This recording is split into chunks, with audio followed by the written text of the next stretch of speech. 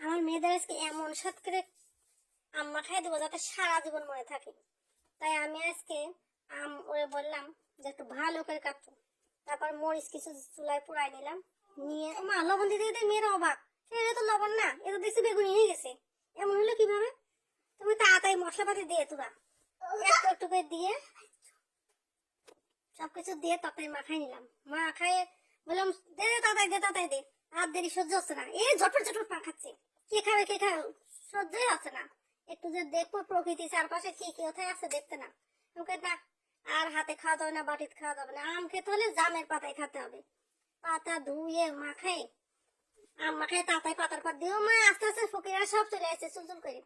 এদের সব ফকিরা হাত পাচ্ছে, দাও দাও দাও তাড়াতাড়ি দাও একদম একদম। তাড়াতাড়ি সব ফকিরা দিচ্ছিলাম, কি স্বাদ কি স্বাদ, এ তো সারা জীবন মুখে লেগে থাকবে এই আম। আমার এখন শুকে শুকে দেখছি। দেখো দেখো জ্বালা